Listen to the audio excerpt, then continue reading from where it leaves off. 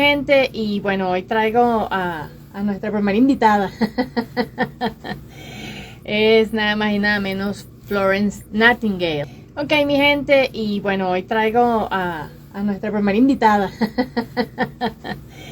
Es nada más y nada menos Florence Nightingale. Ok, mi gente, y bueno, hoy traigo a nuestra primera invitada.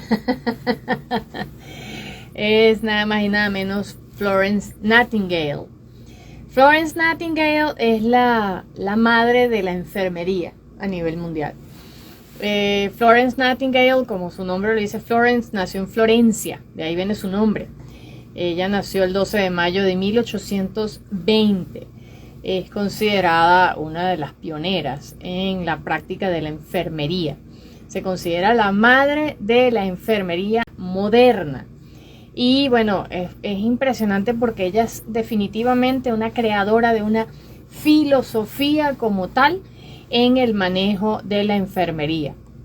Ella entendió la importancia de lo que es la limpieza del lugar, de lo que es el aseo de las heridas, la buena distribución de las aguas, es decir, que haya drenajes, que haya disposición de aguas negras. Y ella realmente su trabajo se ve, digamos, magnificado durante la guerra. Ella estuvo en una guerra en Europa y a partir de ese momento ella logra llevar su filosofía al presidente de la nación, donde ella le dice al presidente que hasta que ellos no mejoren las situaciones sanitarias de ese lugar, ellos van a seguir perdiendo a soldados, producto no realmente de las heridas de guerra, sino de las heridas, de la contaminación de esas heridas, producto de que no se hacían buenos aseos. A mí me impresionó mucho esta historia porque Florence aprendió y entendió esa importancia, y fue increíble porque la mortalidad de esa guerra, que era la guerra de Crimea, que comienza en un momento donde, bueno, por cierto, donde Rusia invadió a Turquía, muy icónico el hecho de que fue Rusia justamente la que invadió y creó una guerra ahí en Crimea. Valga la historia, se repite. Y en esa guerra donde Rusia invade a Turquía, ellos estaban perdiendo a muchísimos soldados. ¿Y qué es lo que hace ella? Ella empieza a decirle al presidente, o mejor dicho, al ministro de guerra, le empieza a decir: mire, vamos a hacer una disposición de excretas de esta manera, vamos a hacer un lavado de las heridas de esta forma, y vamos a curar las heridas de esta forma, con agua, con jabón. Y empezó a utilizar todos esos medios antisépticos para el momento encontrados, y redujo la mortalidad de un 40% a un 2%. Imagínense ustedes que de 10 personas murieran 4 obligatoriamente, ella lo llevó a menos de una persona en cada 10, o sea que se salvaban prácticamente los 10 soldados, y eso es un número muy impresionante, porque bajar una mortalidad del 40% a 2% es impresionante el número.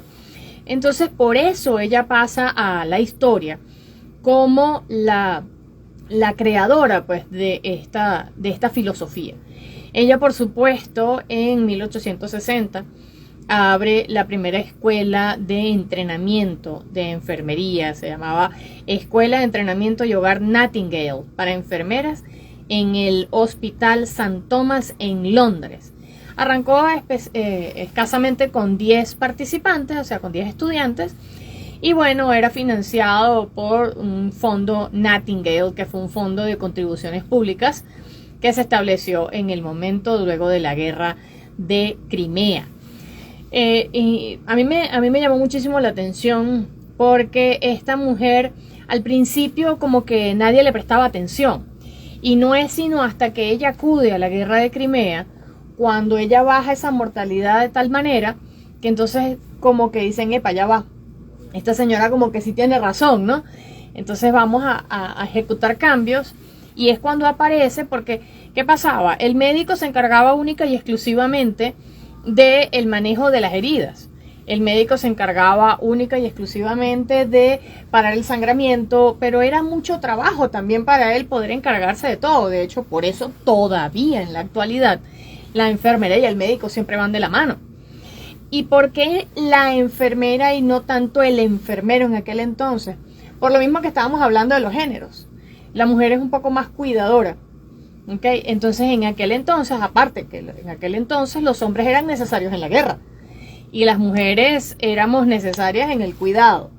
Entonces se hace esa alianza, y ahí es donde vuelvo yo otra vez, cuando el hombre y la mujer mezclan sus actitudes, sus beneficios de género, y entonces se crea esta hermosa simbiosis entre el hombre y la mujer, y el hombre empezaba a tratar como médico las infecciones, empezaba a tratar como médico las heridas de guerra, y la mujer se encargaba de toda la parte del cuidado, de la asepsia, de que el paciente comiera bien, de que el paciente estuviera bien nutrido, porque eso es otra de las cosas.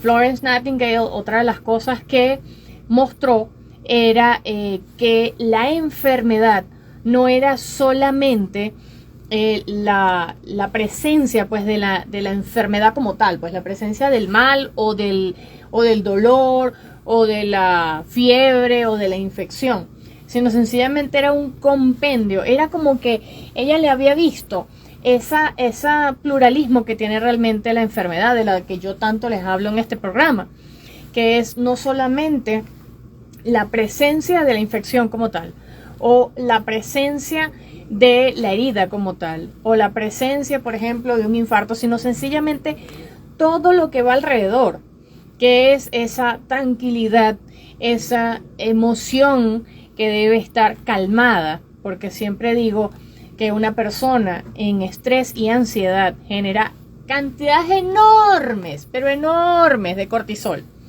Y mientras genere cortisol y mientras genere adrenalina, pues una herida no se va a sanar. Mientras haya cortisol, mientras haya adrenalina, una diabetes no se va a controlar.